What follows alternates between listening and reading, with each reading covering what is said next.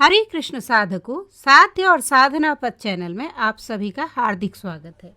हम पढ़ रहे हैं गोस्वामी तुलसीदास जी कृत श्री रामचरितमानस के प्रथम सोपान बालकांड के 9वें श्लोक से आगे की चौपाइयाँ और दोहा 10 क और ख। पिछली प्रस्तुति में हमने पढ़ा था कि गोस्वामी तुलसीदास जी कहते हैं कि यद्यपि मेरी बुद्धि सूक्ष्म है लेकिन मेरी आकांक्षाएं ऊंची हैं और मैं कविता के द्वारा भगवान श्री राम के चरित्र का गान करना चाहता हूं। और यद्यपि मुझ में कवित्व का एक भी विवेक नहीं है और मुझे छंद रस अलंकार आदि का जरा भी ज्ञान नहीं है, किंतु मेरी कविता का एक ही गुण है कि इसमें भगवान श्री राम के चरित्र का वर्णन किया गया है और इसी कारण अच्छी बुद्धि वाले, जिनके विचार शुद्ध है, निर्मल मति वाले लोग इसको सुनेंगे। आज की प्रस्तुति में हम पढ़ेंगे कि तुलसीदास जी अपनी कविता की विशेषता बता रहे हैं। वे कह रहे हैं कि मेरी कविता में श्री राम के उदार नाम का वर्णन है जो कि अत्यंत पवित्र है और समस्त वेद पुराणों का सार है, कल्याण का मार्ग है, अमंगल को हरने वाला है और उमा और पार्वती सदा इसे जाप करते रहते हैं। वे कहते हैं कि अच्छी से अच्छी कविता भी बेकार है यदि उसमें भगवान के नाम का वर्णन नहीं है। और जिस प्रकार सुंदर मुंह वाली सुंदर स्त्री भी बिना वस्त्रों के शोभा नहीं पाती, उसी प्रकार कोई भी रचना भगवान के नाम का गायन करे बिना शोभा रहित है। इसीलिए मेरी रचना में भले ही कितना ही कविता के गुणों से हीन है, किंतु बुद्धिमान लोग इसे आदरपूर्वक सुनेंगे और संतजन भौरे की भांति इसे ग्रहण करेंगे।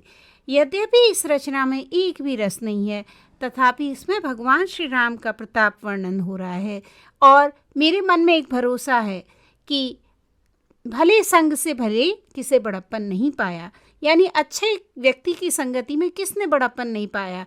जैसे धुआं भी अगर के साथ सुगंधित होकर के अपने स्वाभाविक कड़वेपन को छोड़ देता है और वह धुएं की गंध भी अच्छी लगती है, और उसी प्रकार यदि मेरी कविता में कोई गुण नहीं है, छंद रस और अलंकार आदि से युक्त नहीं है, तथापि इसमें भगवान राम की कथा रूपी उत्तम वस्तु का वर्णन किया गया है और इसी कारण यह कथा कल्याण करने वाली और कलयुग के पापों का हरण करने वाली है। और भले ही यह जो है यह कविता नदी की चाल की तरह टेढ़ी मेढ़ी है, किंतु यह सज्जनों के मन को भाएगी। जिस प्रकार शमशान की अपवित्र राख भी भगवान महादेव की संगति से पवित्र हो जाती है और उसका स्मरण करते ही वो मन को शुद्ध कर देती है, उसी प्रकार मेरी कविता भी भगवान राम के नाम का वर्णन होने के कारण सभी को प्रिय लगेगी। और जिस प्रकार मलयाचल के पर्वत के संग के कारण वहाँ पर उत्पन्न होने वाला काष्ठ अर्थात चंदन भी वंदनीय हो जाता है, लोगों के शीश में शोभा पाता है, उसी प्रकार मेरी कविता वह भी शोभा पाएगी। और जैसे काली श्यामा गाय काली होने पर भी उसका दुग्ध अत्यंत उज्जवल और गुणकारी होता है, इसीलिए लोग उसका सम्मान करते हैं। इस प्रकार मेरी कविता भी गंवारू भाषा अर्थात हिंदी में, क्योंकि जैसे हमने पहले पढ़ा था कि संस्कृत में लिखने का प्रचलन था, तो इन्होंने हिंदी में लिखी थी राम कथा, उसी प्रकार गंवारू भाषा होने पर भी श्री सीताराम जी के यश को बुद्धिमान लोग बड़े चाव से सुनेंगे और गायन करेंगे। श्री राम जय जय राम, श्री राम जय जय राम, श्री राम जय जय राम, श्री राम जय जय राम। एहि महा रघुपति नाम उदारा, अति पावन पुराण श्रुति सारा, मंगल भवन मंगलहारी, उमा सहित जेहि जपत पुरारी, मनि विचित्र सुख विकृत जोऊ, राम नाम बिनु सोहन सोऊ, विधु बदनी सब भांति सवारी, बन बसन बिनावर नारी। सब गुण रहित कुकवि कृत बानी, राम नाम जस अंकित जानी। सादर कहाई सुनहि बुध नाई, मधुकर सरिस संत गुण ग्राही।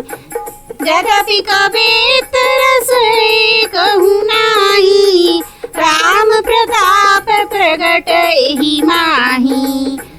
सोई भरोस मोरे मन आवा, केहि न सुसंग बड़पनु पावा। तू मऊ तजई सहज करुआई, अगरु प्रसंग सुगंध बसाई।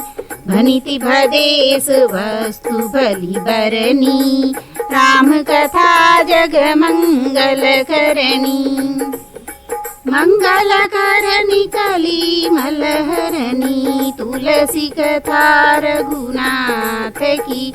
गति कूर कविता सरित की जो, सरित पावन पाथ की। प्रभु सुजस संगति भनिति भली, हो हहि सुजन मन भावनी। भवांग भूति मसान की, सुमिरत सुहावनी पावनी। प्रिय लागहि अति सबहि मम, भनिति राम जस संग। दारु विचारु की करई को, बंदिय मलय प्रसंग। श्याम सुरभि पय विशद अति, गुनद करहि सब पान। गिरा ग्राम सुय राम जस, गावहि सुनहि सुजान। सियावर रामचंद्र की जय, जय जय हनुमान की जय। मंगल भवन मंगलहारी, द्रवहु सुदशरथ अजीर बिहारी। श्री राम जय जय राम। श्री राम जय जय राम। श्री राम जय जय राम। श्री राम जय जय राम।